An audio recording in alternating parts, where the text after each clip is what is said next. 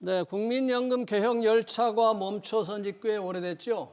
잊힐 뻔했는데 여야 운전수들이 다시 시동을 걸어보자고 합니다. 기준소득의 9%인 보험료를 13%로 올리고 연금으로 받는 소득 비율 목표치를 40%에서 조금 올려보자는 건데요. 하지만 여야 운전수들의 실제 속셈은 제각각이어서 연금 개혁 열차가 목적지까지 갈 수 있을지 탈선할 가능성은 없는지 의문입니다. 전문가들은 어떻게 생각할까요? 두 분 모시고 토론해 보겠습니다. 김태일 고려대 행정학과 교수, 조은선 경기대 사회복지학 교수 나오셨습니다. 어서 오십시오. 안녕하세요. 국민연금 개혁 좀 사라지는 듯 했습니다. 작년 21대 국회에서 의견을 모으다가 되는 듯 했는데 또 정권이 바뀌고 뭔가 지금 탄핵 국면이어서 얘기가 안 되는 듯 했는데 여당이 조금 입장을 바꿔서 모수 개혁을 먼저 하는데 조금 긍정적으로 돌아섰습니다. 모수 개혁, 보험료를 올리고 소득 대체율도 조금 올리는 방안을 모수 개혁이라고 지금 저희가 얘기하는데요. 한테 구조 개혁도 필요하다 이런 게 정부 입장이었는데 좀 떼어가지고 모수 개혁이라도 먼저 해보자는 게 여당의 주장. 자, 야당도 그런 생각이죠. 여당이 조금 그쪽으로 의견을 좀 좁혀가는 입장이라고 할 수 있는데 자, 모수 개혁. 조은선 교수님께 먼저 여쭤보고 싶습니다. 모수 개혁이 먼저 한다. 이게 좀 필요한 겁니까? 제가 보기에는 상당히 필요하고요. 필요해요? 왜냐하면은 장기적으로 이제 재정 안정도 문제가 되는 상황이고, 그리고 무엇보다도 이제 중심 노후 보장제도인 국민연금의 보장 수준이 너무 낮습니다. 보장 수준이 낮다. 예, 보장 수준이 너무 낮고 지금 이제 소득 대체율을 올리면 바로 국민연금 급여가 올라가는 게 아니라 소득 대체율 인상의 효과는 한 10년 이상이 걸려야지 점진적으로 나타나거든요. 그렇기 때문에 지금 국민연금 소득 대체율을 올려야지 어느 정도 그 효과가 나타나게 되고, 지금 국민연금의 수준은 중위소득의 20% 약간 넘는 수준밖에 안 돼. 이건 다른 어느 나라랑 비교를 해도 너무 낮은 수준이고, 네. 그리고 대부분 수급자들의 급여 수준이 80만 원 이하입니다. 그러니까 전반적으로, 그러니까 소수만 급여 수준이 낮은 게 아니라 이제 중간층까지 아울러서 같이 급여 수준을 좀 끌어올리는 전략이 필요한 거죠. 예. 그렇게 된다면은, 그렇게 하지 않는다라면은 2040년, 50년에 이제 급여를 받는 연금 수급 세대, 즉 30대 중반까지도 지금 급여 수준보다 오히려 급여액이 떨어질 수 있거든요. 알겠습니다. 그래서 이거를 막으려면은 지금 이제 소득 대체율을 어느 정도 다시 회복시켜 줘야지 이게 이제 어느 정도 효과를 발휘할 수 있고요. 네. 그렇기 때문에 뭐 재정 안정 그리고 보장성 강화 이 두 가지 목적을 달성하기 위해서는, 그리고 고령화에 좀 적극적으로 대응한다는 차원에서는 지금 국민연금 소득 대체율 인상과 보험료율 조정 같이 이루어질 필요가 있다라고 생각을 합니다. 네. 이게 보장 수준, 연금의 소득 보장 수준이 낮기 때문에 이걸 조금 올리기 위해서 우선 그 모수 개혁, 소득 대체율을 올리고 동시에 재정 안정을 위해서 보험료도 인상하는 문제도 먼저 모수 개혁을 하는 게 필요하다는 주장을 하셨고요. 김태일 교수님은 어떻게 보세요? 예, 사실 이게 둘 다 해야죠. 근데 지금 둘이라는 게 모수랑 구조 개혁을 둘 다 구조개혁을 해야죠. 근데 사실은 모수 개혁만 하면 이거는 개혁의 반쪽이거든요. 그래서 사실 개혁이 정말로 그 본래 목적을 달성하려면 이제 둘 다 하는 게 맞죠. 근데 지금 방금 조은선 교수님 말씀하신 것처럼 소득 보장성도 낮고 재정 안정성도 낮고 이제 그런데요. 지금 모수 개혁만 가지고 그 둘 다를 다 할 수가 없어요. 그래서 둘 다를 더 보완하려도 반드시 구조 개혁은 해야 하는데요. 모수와 구조 개혁을 둘 다 동시에 하면 제일 좋은 거죠. 근데 만약에 동시에 할 수 없다면은, 그리고 모수 개혁이 좀 더 여야가 합의가 돼 있다면은 모수 개혁부터 먼저 할 수는 있다고 생각해요. 단 중요한 거는 반드시 모수 개혁 후에는 구조 개혁도 한다는 게 전제가 돼야 하는 거죠. 네, 김태일 교수님은 이제 모수 개혁과 구조 개혁을 이제 동시에 해야 되는데, 여러 가지 형편상 모수 개혁을 먼저 한다고 합의를 하더라도 구조 개혁을 한다는 전제를 좀 달아야 된다. 그냥 모수 개혁만 달랑해서는 반쪽 개혁이다, 부분 개혁이다 그런 얘기인데요. 그러니까 이제 모수 개혁이라 그러면 보험료를 올리고 소득 대체율을 인상하는 문제입니다. 그러면 우선 모수 개혁을 먼저 하는 쪽으로 여야도 좀 얘기를 한다고 하니까 물론 진짜 그렇게 속셈이 정말 그런 건지는 좀 대화를 해보면 드러날 텐데 겉으로는 그렇습니다. 여야가 겉으로는. 자, 그러면 의견이 과연 그럼 모수개혁에 관한 의견은 어떤지 지난 21대 국회 얘기를 좀 해보면 당시의 보험료율은 지금 9%인데 13%로 올리자는데 합의를 했었고요. 소득 대체율 목표치는 현재 2028년 40%인데 이거를 당시 43%, 44%좀 의견이 모아지는 과정에 있었잖아요. 자, 그러면 이 두 개의 숫자는 어떻게 만드는 게 필요할까요? 어떻게 바꿔야 될까요? 제가 보기에는 이제 그 43, 44 뭐 얘기는 사실 이제 협상 과정에서 나왔던 얘기고 네. 원래 안은 다 패키지였어요. 그러니까 패키지? 예, 네. 예. 그러니까 소득 대체율 40%와 보험료율 12% 이제 공론화 과정, 시민 공론화에서 다뤄졌던 두 개 안을 기준으로 한다면 예. 그렇고요. 또 하나의 이제 보장성 강화안은 보험료율 13% 그리고 소득 대체율 50% 안이었죠. 네. 그래서 그 안을 가지고 이제 여야 정당이 논의를 하는 과정에서 이제 나온 여러 가지 수치들 중에 하나가 뭐 44, 45 뭐 이제 이런 거였고요. 네. 근데 사실 이제 45 안 같은 경우는 지난 이제 4차 재정 추계에서 논의된 적이 있었던 안이에요. 네. 그러니까 그렇기 때문에 이제 뭐 45%안 같은 경우 우리가 안으로서 그러니까 기존에 논의됐던 안의 하나로서 얘기를 할 수가 있겠죠. 네. 근데 이제 그 44% 안은 사실은 그러니까 정치적인 어떤 협상의 산물이지 기존의 어떤 국회 연금특위라든지 정부 재정계산위원회라든지 그런 전문가 논의에서는 사실 논의된 적이 없었던 안인 거죠. 예. 네. 네. 그렇기 때문에 그러면 어떻게 정해야 된다고 보십니까? 근데 그러니까 제가 보기에는 저는 사실 이제 보장성이 그러니까 2007년 연금 개혁을 통해서 60%에서 40%로 너무 낮춰진 상태고 3분의 1이 날아갔잖아요. 예. 그래서 그 결과로 지금 후세대의 이제 급여 수준이 점진적으로 떨어지게 돼 있는 거고요. 예. 그렇기 때문에 이걸 이제 좀 절반이라도 회복하는 이제 그런 형태의 개혁이 돼야지 네. 뭐 노후 생활에 이제 최소 필요한 수준 이거를 어느 정도 거기에 근접하는 이제 노후 보장이 가능하다라는 입장인 거고요. 네. 저는 사실 이제 소득 대체율이 50%로 다시 어느 정도 절반이라도 회복이 되는 게 좀 필요하다라고 보는 입장입니다. 네. 그 보험료를 13% 올리는 거는 이제 필요하고요. 그거는 이제 보장성 강화를 위해서도 필요하고 그리고 알겠습니다. 이제 어차피 2040년대 50년대 계속 이제 급여 지출이 늘어나는 상황이기 때문에 어느 정도 대비를 하는 입장에서는 필요하다라고 지금 생각합니다. 소득 대체율에 관해서 조은성 교수님은 우리가 40%로 낮춘 게 조금 많이 폭이 컸으니까 한 절반 정도 50%로 올리는 게 어떻느냐, 그게 필요하다 이렇게 이제 주장을. 그리고 지난 이제 시민공론화에서도 이제 13%, 50%그 패키지가 예. 다수 아니었고요. 그러니까 그렇군요. 그런 어떤 시민공론화의 결과를 어느 정도 정치권이 좀 받아 안을 필요는 있지 않나. 예.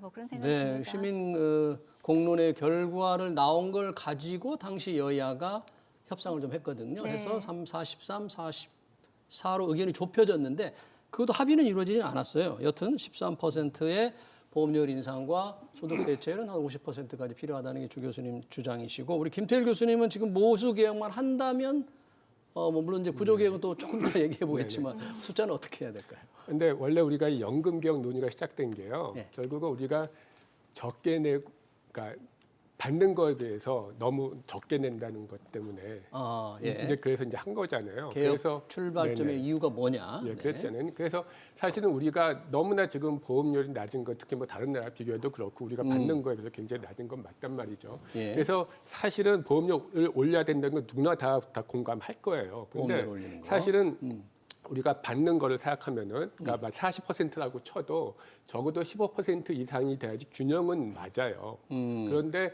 그래서 개인적으로는 사실 15%까지 올리면 제일 좋겠으나 15%. 현실적으로 힘들죠. 지금 9에서 15까지는 너무나 큰 거기 때문에 예. 그래서 현실적으로 가능한 가장 올릴 수 있는 거는 13%까지일 거라 생각하고 저는 그래서 보험료를 13% 올리는 건 동의합니다. 네. 그리고 사실은 그 소득 대체율은요. 네. 저는 개인적으로 저 개인적인 의견을 물으면 네. 저는 현행대로 가야 된다고 생각해요. 현재 40%를 유지해야 이제 된다. 그 이유가 뭐냐면요. 사실은 당연히 우리 국민연금의 그 노후소득 보장 강화하는 게 필요하죠. 그런데 예. 이 소득 대체율을 뭐 40에서 44로 그래봤자 네. 올라가는 급여액이 많지 않아요. 사실은 연금 급여액을 높이려면 그것보다는 가입기한 늘리는 게 훨씬 더 효과적이고 더 그래요. 가입 기간을 더 늘려야 네네네. 된다. 나이를 좀 훨씬 더 많이 몇 가지 오랫동안 방안이 그것도 있고 몇 가지 방안이 있는데 어. 그래서 저는 개인적으로는 사실 소득 대체를 올린 걸 저는 뭐 이렇게 찬성하지는 않지만 네. 그렇지만 사실은 이런 거는 결국 정치잖아요. 그냥 어떤 뭐 논리 네. 할 수 있는 거 아니니까. 근데 정치적인 여건을 고려한다면 어느 정도 높이는 거는 필요할 것 같다 생각하고요. 하지만 가능한 한 너무 높이진 않았으면 좋겠다. 네, 알겠습니다. 네, 지금 김태열 교수님은 연금개혁 논의의 출발이 뭐냐? 우리가 이렇게 재정 기금의 안정성 문제에서 출발했기 때문에 적게 내고 많이 받는 문제를 고치자고 시작된 게 아니냐. 그래서 소득 대체율 우리가 목표로 한 게 2028년 40% 이걸 좀 유지하는 게 좋겠다. 그러나 정치니까 조금이라도 뭐 올리는 쪽에서 얘기가 될 수도 있겠다 그랬는데 만약에 지난 21대 국회에서 보험료율 13%였고요. 소득 대체율은 43이나 44% 얘기가 되고 있었잖아요. 그렇게 정해지면 우리가 걱정하는 연금 고갈 시기가 많이 늦어집니까? 그 정도 되면?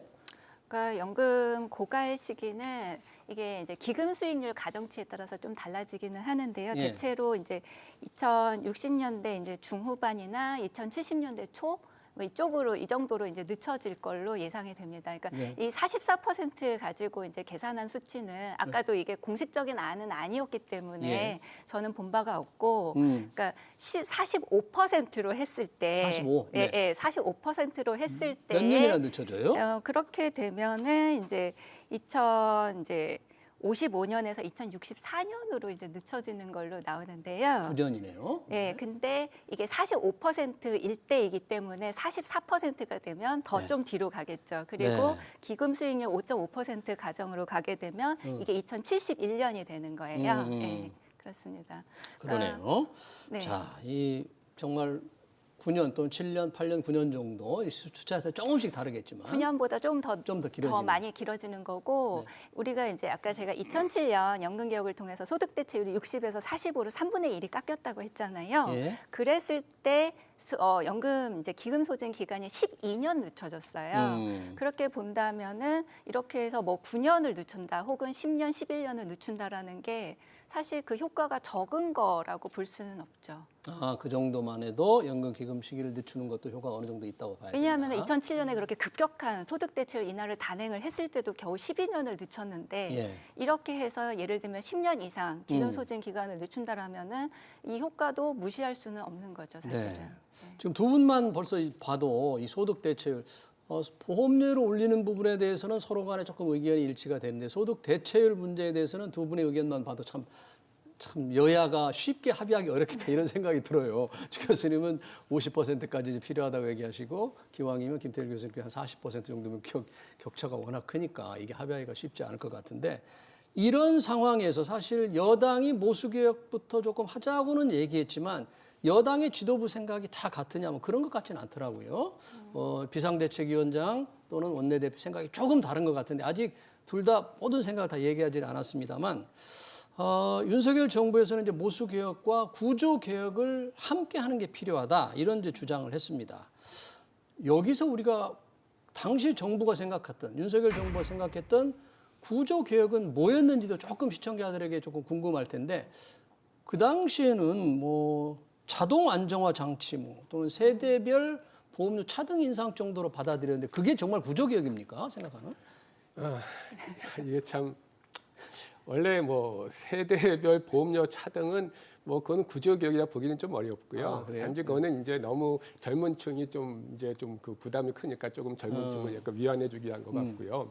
사실은 자동 안정 장치는 구조개혁이 맞죠. 자동 안정화 장치 경영 세계 환경 변화에 따라서 조금 그거는 깎을 수 있게. 맞는데 근데 애초에 그거는 정부 안 때 나온 거고 그 전에 이제 여야가 그 전부터 논의할 때도 구조개혁이라 할 때는 단지 그 자동 안정화 장치만 생각한 건 아니었고요. 뭐 기초연금, 퇴직연금을 포함한 전반적인 노후 보장 체계의 개편 그런 것들을 포함해서 구조개혁을 염두에 뒀죠. 그래서 이번에 구조개혁을 한다면은 저는 뭐 자동 안정화 장치는 뭐 얘기할 수도 있지만 더 중요한 거는 기초연금과 퇴직연금을 포함한 전반적인 우리나라 연금 체계를 개혁을 해서 정말 보장성을 높이고 또 재정 안정성도 더 그 제고할 수 있는 그런 방안을 마련해야 된다고 생각합니다. 네, 기초연금, 퇴직연금과 연계해서 국민연금 이런 연금의 전체적인 걸 좀 개혁하자 그런 건데 이게 뭐 자세히 들여다보면 굉장히 복잡할 것 같고 정말 쉽지 않을 것 같고 아예 불가능할 것 같다는 생각도 좀 들어요. 구조개혁이 지금 얘기한 우리 김태일 교수님께서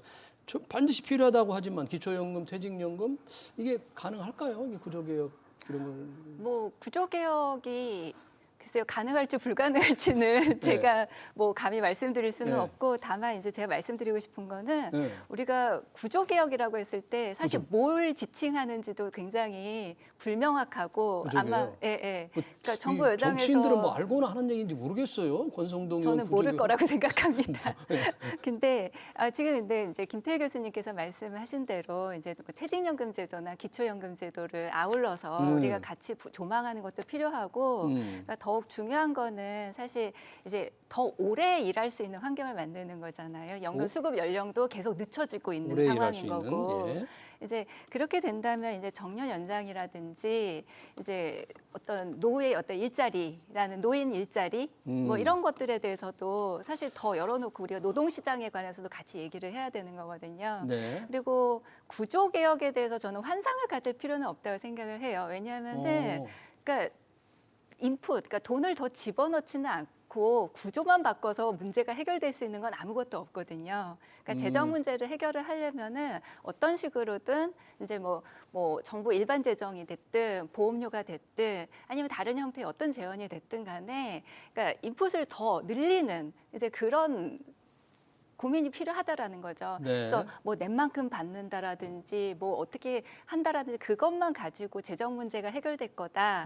뭐 그렇게 생각하기는 상당히 어렵고요. 기금의 재정을 보강할 수 있는 별도의 어떤 조치가 필요하다 그런 얘기인가요? 뭐 이제 그런 이제 그러니까 제 얘기는 그러니까 구조 개혁이 곧 선이고 구조 개혁만 하면 뭐가 다 해결된다라고 착각을 하면 안 된다라는 거죠. 그 구조를 바꾼다고 하더라도 여전히 재정에 대한 인풋을 어떻게 할 거냐에 대한 고민은 필요하다라는 것이고, 예. 그리고 퇴직연금에 대해서 우리가 환상을 가져서도 안 되는 게 예. 지금 이제 노인 중에 0.5%도 안 되는 노인들이 퇴직연금 수급자예요. 그리고 종신형 퇴직연금 없잖아요. 네. 지금 그러니까 평생에 걸쳐서 국민연금처럼 이렇게 받을 수, 그러니까 노후보장 역할을 해줄 수 있는 형태로 퇴직연금이 만들어져 있지 않죠. 그러니까 퇴직연금을 연금답게 만드는 것은 필요한데 그게 우리 국민 대부분한테 이게 역할을 할 거라고 우리가 착각을 해서는 안 된다라는 네, 거죠. 퇴직연금을 받는 네. 분들이 그렇게 많지 않으니까. 그렇죠. 다 일시금으로 해소해버리고 예. 가입자 수도 사실 뭐 취업 연령대 인구 중에 뭐 30% 미만인 거고요. 이렇게 보면은 퇴직연금이라든지 이런 기초연금이라든지 이런 것들에 대해서 손을 보겠다. 그리고 더 오래 일하도록 만드는 뭐 정년 연장이라든지 이런 것들 같이 고민해야 된다라는 예, 건 다 이해가 가는 예, 말들이지만 지금 구조개혁 생각보다 쉽지 네, 않아요. 정년 예. 연장도 이게 보통 문제가 아니죠. 퇴직연금 아까 퇴직연금을 좀 강조를 김태일 교수님 잠깐 언급을 하셨는데 퇴직연금 이 주은성 교수께서는 이제 퇴직연금 대상자도 많지 않고 종신 퇴직연금을 받을 수 있는 분이 많지 않으니까 이게 환상을 가질 필요는 없다 이제 그런 말씀을 하시는데 혹시 그 부분에 대해서 예, 그 주 교수님이랑 저랑 문제의식은 비슷한데 그거에 대한 해결 방안이 좀 다른 것 같아요. 근데 사실 저는 그래요. 아까도 이게 반쪽 개혁이라고 했는데 네. 사실은 모수 개혁이 좀 더 쉽죠. 그래서 그걸 먼저 하는데 이 구조 개혁은 좀 힘드니까 이거는 그냥 나중 하고 또 다음 넘어가면 그럼 정치 역할이 뭐예요? 쉬운 것만 하고 정말 그렇죠. 국민한테 필요한데 힘든 것도 설득을 하고 합의를 해서 해야 하는 게 정치의 역할이죠. 예. 근데 지금 아까 방금 말씀하신 것처럼 퇴직연금이 우리는 연금 역할을 전혀 거의 못하고 있죠. 그런데 퇴직연금이. 우리처럼 강제 가입 퇴직연금을 가지고 있으면서 우리처럼 연금 역할을 못하는 나라는 우리밖에 없어요. 왜 우리는 연금 역할을 제대로 못하는 상황이죠? 다 몇 가지 강제로 있는데 가입하겠는데. 일단은 뭐 그 퇴직금에서 퇴직연금으로 되면서 아직도 연금으로 받기보다는 이제 일시금 받는 게 많은 것도 있지만 일시금만 많으니까. 가장 큰 거는 수익률이 낮기 때문에 그래요. 지금 수익률이 현재. 네네. 낮다. 그러니까 사실은 국민연금은 정부가 하고 네. 퇴직연금 민간이 하잖아요. 보통 정부는 굉장히 비효율적이고 무능하고 민간은 효율적이라고 그러잖아요. 가장 효율적인 민간 금융기관이 하는데 네. 퇴직연금 수익률은 국민연금의 3분의 1밖에 안 돼요. 현재. 그러니까 이 무능한 정부가 하는 거에 3분의 1밖에 수익률이 안 나오고 있어요. 근데 네. 이건 강제 가입이란 말이죠. 예. 국민연금 보험료를 내는 거나 퇴직연금 보험료를 내는 거나 둘 다 노후 보장을 위해서 하는 거예요. 네. 근데 왜 민간이 하는 그 훌륭한 민간이 하는 퇴직연금 수익률은 국민연금의 3분의 1밖에 안 돼. 이걸 왜 방치하고 있었고 왜 이걸 가입자들이 그걸 감수해야 되나요? 네, 전혀 지금 아니거든요. 제가 잠깐 언급하자면 퇴직연금의 수익률이 낮은 이유가 운용을 잘못할 수도 있지만 퇴직연금의 운용은 이제 퇴직을 맡긴 개인이 자율적으로 하기도 하거든요.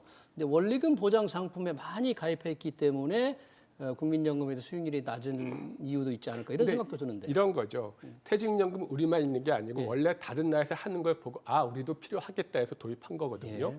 근데 다른 나라 퇴직연금은 우리나라 국민연금보다 오히려 더 수익률이 높은 데도 많이 있어요. 예. 근데 왜 다른 나라 퇴직연금은 그렇게 수익률이 높은데 그거를 보고 도입한 우리는 그렇지 않을까요? 그거는 다른 나라는 그러니까 근데 사실 개인이 알아서 수익률 높일 수 있는 사람이 과연 얼마나 되겠어요. 근데 네. 다른 나라 퇴직연금은 개인이 할 수 없으면은 대신 해주는 전문기관이 있거든요. 네. 그 반드시 그래서 그게 가능한 건데 예. 우리는 강제 가입이면서 네가 알아서 운영해라 하는 거는 퇴직연금 제도 가진 나라 중에서 우리밖에 없어요. 그래요. 그러니까 좀 더 운용을 잘할 수 있는 새로운 기관이 좀 함께 한다면 개인의 완전히 자율에 맡기는 것보다 수익률을 더 올릴 수 있지 않을까. 예. 그래서 퇴직연금 기능을 이제 좀 더 높여야 된다는 그런 이제 말씀을 해주셨는데 이 소득 지금 이제 저희가 뭐 구조개혁을 자꾸 얘기하는데 사실 구조개혁보다는 지금 이제 여야에서는 모수개혁 먼저 합의를 해보자 그래서 저희가 좀 앞으로 얘기를 했는데 모수개혁의 중요한 게 보험료는 대충 의견이 모아지는 것 같은데 소득 대체율은 다르잖아요. 아까 소득 대체율 50%,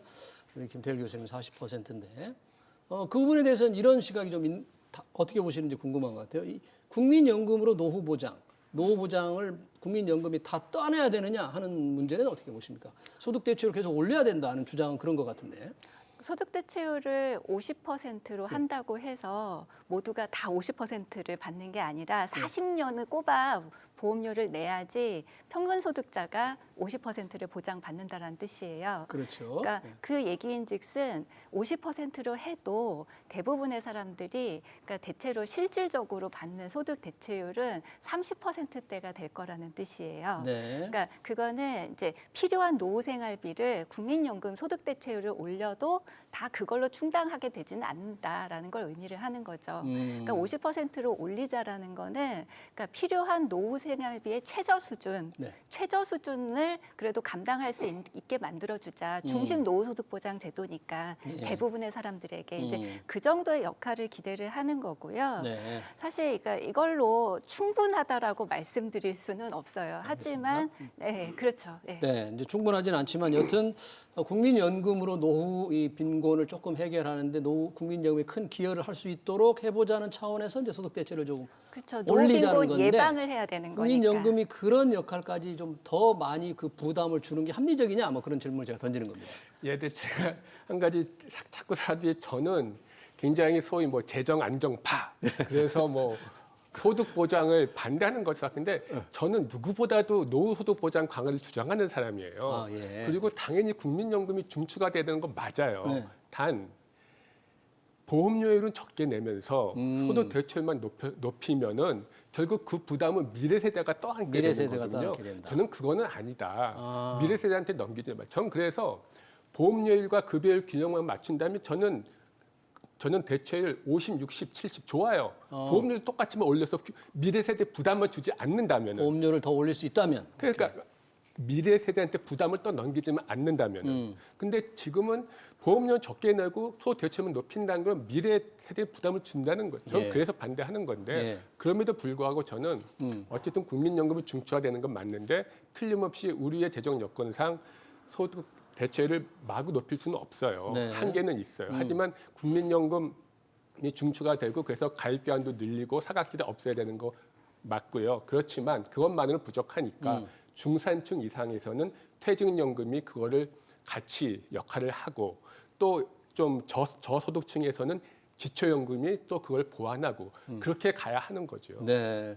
그러니까 우리 김태일 교수님께서도 이 재정 안정파라고 해서 뭐 소득 대체를 올리는 걸 무작정 반대하는 건 아니다. 다만 이 보험료는 안 올리고 소득 대체율만 많이 올리면 미래 세대에게 기금 이 부담이 가니까 그걸 막아야 된다는 얘기인데 지금 우리 주은성 교수님 생각하신 대로 보험료율 13%, 소득 대체율 만약에 뭐 한 50% 정도로 가는 미래 세대에 많아질 부담을 어떻게 보세요? 그러니까 소득 대체율을 이제 지금 40%로 유지를 했을 때 네. 이제 2070년 기준으로 GDP 한 8.8%를 국민연금에 지출을 하게 돼요. 근데 이제 소득 대체율을 50%로 하게 되면 당연히 커지죠. 그러니까 이게 한 11% 초반대, 그러니까 11.1%, 2% 이제 그 정도로 예상이 되는데, 그러니까 그 2070년 기준, 그러니까 한국 노인 인구 비중을 생각을 해보세요. 노인 인구 비중을 생각을 해보시고 40%가 넘어요. 그리고 또 하나는 그러니까 다른 나라들은 어떠한가 이미 10% 이상을 지출을 하고 있는 나라들도 많아요. GDP 10% 이상을. 그리고 2070년 기준으로 가면은 EU 평균이 한 13%를 넘어서요. 예. 그렇다 하면 과연 우리가 국민연금에 정말 많이 지출한다, 너무 감당 못하게 지출하고 있다라고 예. 얘기할 수준인가라고 예. 생각하면 2070년에 지금 다른 나라들이 지출하고 있는 수준에 맞추는 거예요. 저는 그거를 미래 세대 부담이 당연히 커지는 건 맞죠. 맞는데, 그러니까 그걸 부담할 수 있게 만들어주는 게 사회 투자고 교육이고 이제 그런 거지. 알겠습니다. 그걸 무조건 부담 못한다라고 단정을 해서는 안 되고, 예. 그리고 우리가 보험료만으로 그걸 다 부담하자고 하는 것도 아니거든요. 알겠습니다. 네. 그럼 뭘로 해야 될지 뭐 여러 가지 뭐 네. 논의 사항이 좀 있으니까 네. 저희 시간 관계상 마지막 질문을 좀 던져야 될 것 같은데 여야가 지금 연금 개혁에 관한 얘기를 해보는데 그 연금 개혁에 관한 토론의 장을 어디로 할 거냐? 여당은 국회 연금개혁 특별위원회를 구성해서 하자. 야당은 국회 상임위 보건복지위원회에서 하자. 생각이 좀 다른 것 같은데 이게 굉장히 중요한 것 같아요. 이건 어떻게 해야 될까요? 예, 뭐 그러니까 이게 특위냐 상임위의 네. 차이는 뭐 아시겠지만 이제 결국 그거잖아요. 여야 동수로 하냐 아니면 그렇죠. 그냥 의원 예. 동수대로 하냐. 보건복지위는 야당 주도, 특위는 여야 그런 동수. 거고, 그다음에 이제 보건복지위에 예컨대 뭐 다른 예. 다른 분야 상임위로 참여할 수 있냐. 근데 구조개혁은 당연히 뭐 노동도 걸려 있고 뭐 금융도 걸려 있고 하니까 특위에서 하는 게 맞죠. 네. 그다음에 특히 이제 이런 것들은 저거 개혁은 저는 여야 합의가 중요하다고 생각해요. 그런 면에서 구조개혁은 당연히 특위가 맞고요. 모수개혁도 바람직하기에는 특위가 더 낫겠죠. 그렇지만 이제 좀 빨리 해야 되고 그다음에 여야가 어느 정도 합의가 돼 있다. 그리고 이거는 뭐 다른 부처의 소관은 아니니까 그렇다면은 모수 개혁은 뭐 여건이 그렇다면 상임위도 할 수는 있겠다. 그러나 상임위에서도. 바람직하기는 특위가 더 바람직하다. 특위가 바람직하지만 모수개혁이니까 상임위원회에서 할 수도 있겠다. 우리 주은성 교수님 어떻게 해야 된다고 보세요? 21대 국회에서 연금개혁 특위를 1기, 2기, 3기를 운영을 했어요. 네. 그러니까 연금개혁 특위를 그렇게 많이 운영을 하면서 시민공론화도 했고 네. 논의할 걸 굉장히 많이 했죠. 그래서 지금 이 지점까지 지금 협상을 할 수 있는 이 지점까지 온 거거든요. 그렇게 된다면 굳이 특위를 다시 만들어서 협상을 할 필요가 있을까? 라고 저는 그게 굉장히 의문스럽고요. 네. 그리고 실체도 없는 구조개혁 때문에 논의가 자꾸 발목에 붙잡히는 것도 안타깝고 그렇게 된다면 논의를 딱 집약해서 지금 있는 상임위에서 하는 게 좋겠다. 논의를 빨리 정리하는 게 맞고 네. 그리고 뭐 김태일 교수님 지금 말씀하신 것처럼 구조개혁을 만약 논의하고자 한다면 이 얘기는 아까 말씀드린 것처럼 정년 연장이라든지 노동시장 문제 그리고 뭐 금융 쪽 문제 뭐 여러 부처들하고 다 걸린 거예요. 그거는 뭐 특위를 만들어서 이야기를 하는 게 맞겠죠. 네, 알겠습니다. 두 분의 얘기를 들어봤습니다. 여야가 시작하려는 연금 개혁 관련 토론 여기서 마치도록 하겠습니다. 지금까지 김태일 고려대 행정학과 교수, 조은선 경기대 사회복지학과 교수였습니다. 두 분 고맙습니다.